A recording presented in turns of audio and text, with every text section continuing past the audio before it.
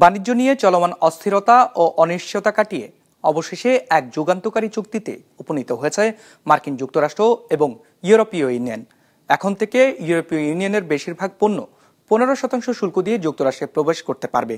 এই চুক্তি দ্বিপাক্ষিক সম্পর্কের পাশাপাশি বৈশ্বিক বাণিজ্যে স্থিতিশীলতা নিয়ে আসবে বলছেন বিশ্লেষকরা।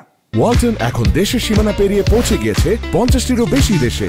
ওয়ালটন, ঘরে ঘরে বিশ্বজুড়ে।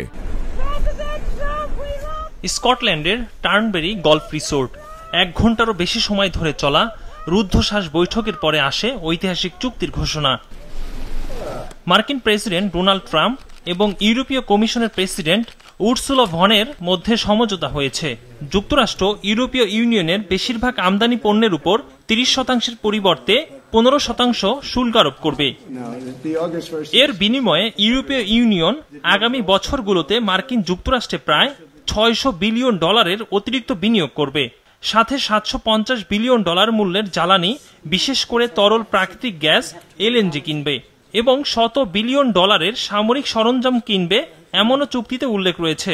European Union is going to agree to purchase from the United States $750 billion worth of energy. $750 billion worth of energy. They are going to agree to invest into the United States $600 billion more than they're investing already. So they're investing a large amount of money. You know what that amount of money is. It's very substantial, but they're going to invest. এছাড়া চুক্তি অনুযায়ী গুরুত্বপূর্ণ ও কৌশলগত পণ্যের ক্ষেত্রে শূন্য শুল্ক বজায় থাকবে। এর মধ্যে রয়েছে অত্যাধুনিক বিমান ও বিমানের যন্ত্রাংশ, রাসায়নিক, সেমিকন্ডাক্টর তৈরির সরঞ্জাম এবং কিছু কৃষি ও প্রাকৃতিক সম্পদ। তবে ইস্পাত ও অ্যালুমিনিয়ামের উপর 50% শুল্ক অপরিবর্তিত রাখার উপর অটল ডোনাল্ড ট্রাম্প।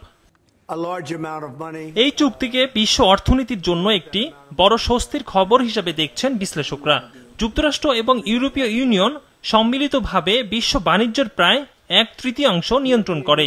তাদের মধ্যে স্থিতিশীল বাণিজ্যিক সম্পর্ক, বৈশ্বিক সরবরাহ শৃঙ্খল এবং বিনিয়োগের পরিবেশের জন্য অত্যন্ত ইতিবাচক।